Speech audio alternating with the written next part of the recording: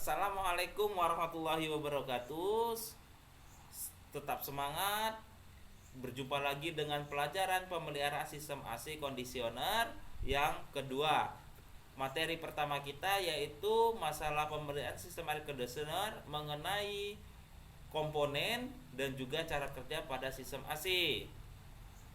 Jadi untuk materi yang kedua ini yaitu mengenai pemeriksaan pada sistem AC terdapat pada mobil.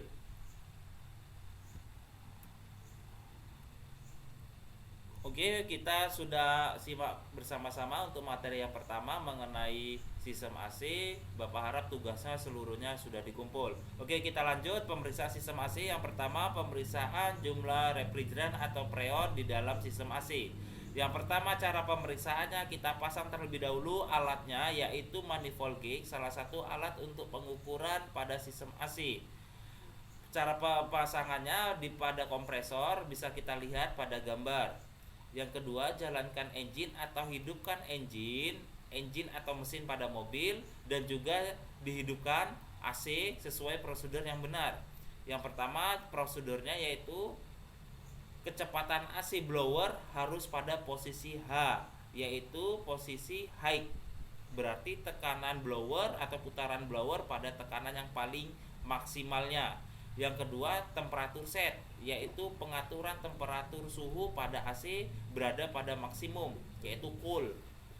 Yang ketiga, putaran engine atau putaran mesin harus berada pada 1500 rpm. Kita lakukan pengamatan pada manifold gauge atau alat ukur sistem AC dan gelas penduga atau shake glass atau gelas ukur yang biasa kita kenal. Biasanya gelas penduga ada pada bagian atas dryer. Dryer itu atau receiver dryer salah satu saringan pemisah antara air kotoran dengan freon itu terdapat pada sistem AC. Di atasnya terdapat gelas penduga yaitu gelas ukur. Kita bisa melihat freon mengalir saat AC dihidupkan. Masa refrigeran kurang. Saat pada freon berkurang, terlihat gelembung secara terus-menerus pada gelas penduga yang terdapat pada receiver dryer. Sedangkan pada manifold gauge, tekanan saluran hisap dan saluran tekannya rendah. Karena di manifold gauge terdapat dua skala, yaitu tekanan high dan tekanan low. Pada masa refrigeran atau freonnya optimal atau normal. Tidak terlihat gelembung, tetapi sesekali gelembung atau riak terlihat. Jadi dia gelembungnya tidak terlalu banyak, hanya satu atau dua yang terlihat kita. Tekanan kerja seperti pada gambar. Jadi bisa kita lihat gelembung tersebut kalau tidak mengalami tidak terlalu banyak, berarti masa refrigerannya pada masa optimal.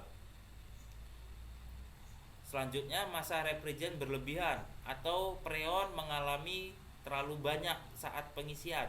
Tidak terlihat adanya gelembung, tetapi tekanan saluran hisap maupun tekanan saluran tekanan tinggi mengalami sangat tinggi.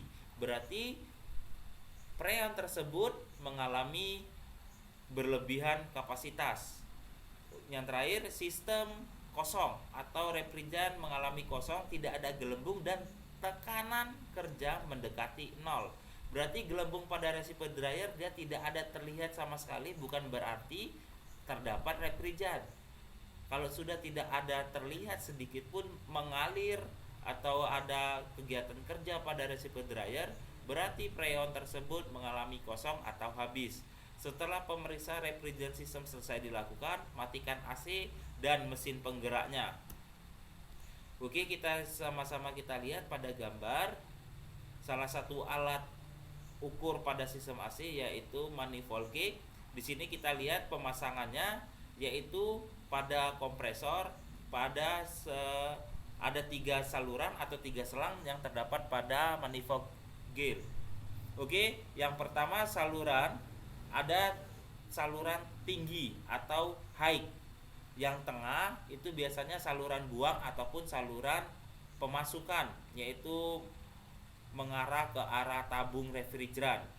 Dan yang ketiga itu ada saluran tekanan rendah.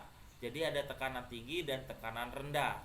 Oke, putaran engine R12 adalah 1500 rpm, R134A adalah 1500 rpm.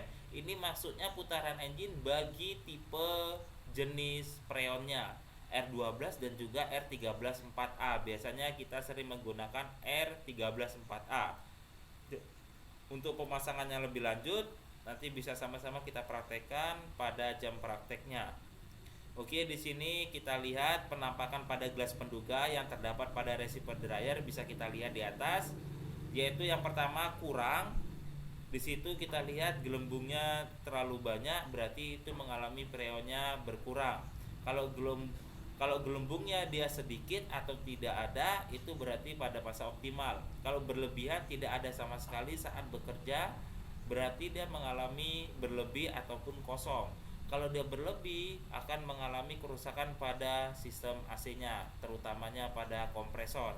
Karena tekanan terlalu tinggi, otomatis tekanan yang dihasilkan pada tekanan high juga terlalu tinggi, akan mengakibatkan ledakan atau kebocoran pada kompresor. Oke, untuk di akhir materi ini sudah diberikan latihan yang kedua atau tugas yang kedua untuk kalian di rumah. Yang kalian harus kerjakan yaitu jelaskan cara pemeriksaan kebocoran pada sistem AC dan bagaimana cara mengatasinya. Kalian bisa cari melalui searching, melalui buku yang ada. Kalian cari gimana cara mencari kebocorannya dan gimana cara mengatasi saat AC mengalami kebocoran. Tolong kerjakan di atas double folio, dikumpulkan pada hari Sabtu. Jangan lupa membuat nama, kelas dan juga mata pelajarannya. Oke, untuk materi yang kedua ini sampai di sini. Sampai jumpa di materi selanjutnya. Tetap semangat. Harus dikerjakan tugas karena tugas ini sangat penting untuk kalian. Bapak tutup, billahi taufiq wal hidayah. Assalamualaikum warahmatullahi wabarakatuh. Terus semangat dan selamat bekerja.